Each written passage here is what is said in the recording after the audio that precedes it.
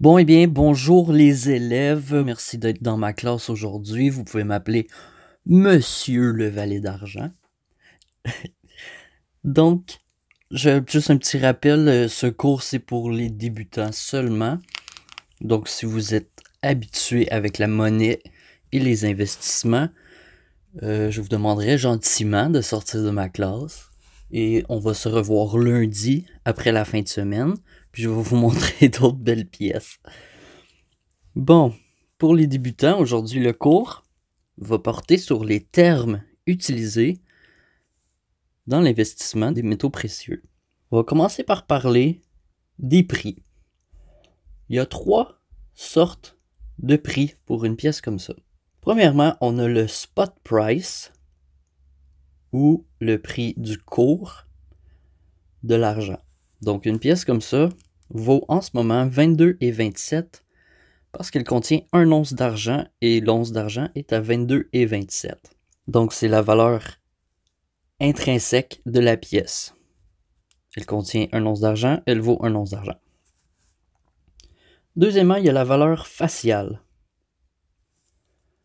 Cette pièce-ci a une valeur faciale de 5$. J'ai fait une vidéo concernant les valeurs faciales, mais rapidement comme ça c'est un 2$. Ça vaut 2$, comme les anciens 2$ au Canada.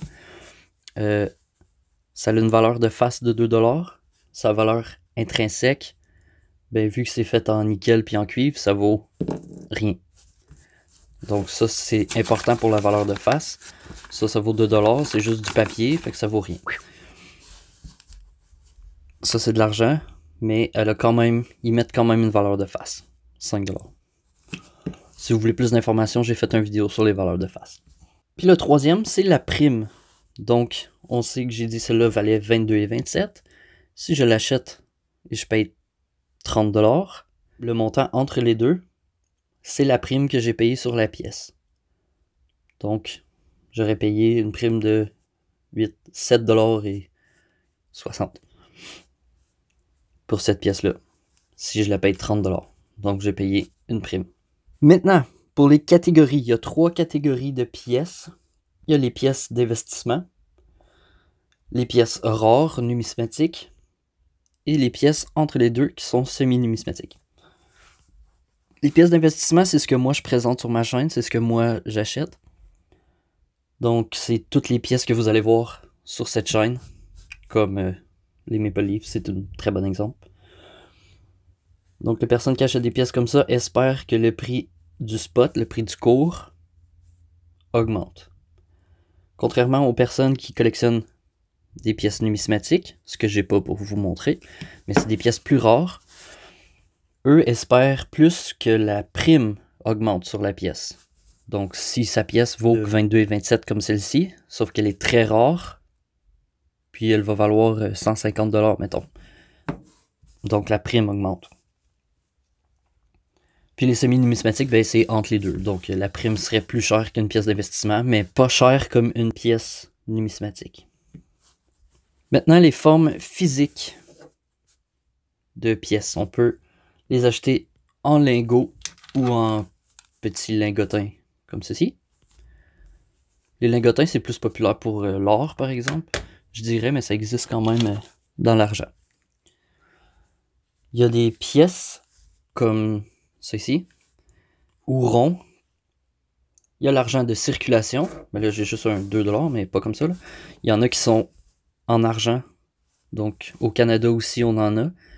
C'est des plus vieilles pièces, mais ils contiennent de l'argent, donc ça peut être un investissement aussi.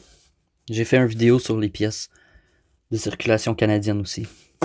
Et il y a aussi l'argent coulé à la main, ben, comme j'ai déjà montré aussi des lingots comme ça qu'on peut acheter coulés à la main.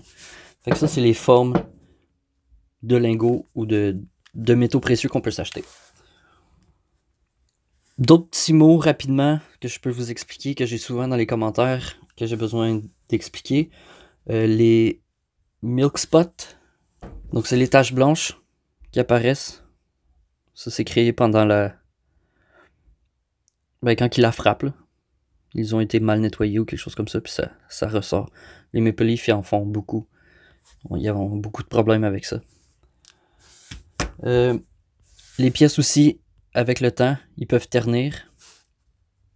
Donc ils vont changer de couleur. J'en ai pas en ce moment que je peux vous montrer qu'ils sont ternis, là, mais ils deviennent noirs, mauves.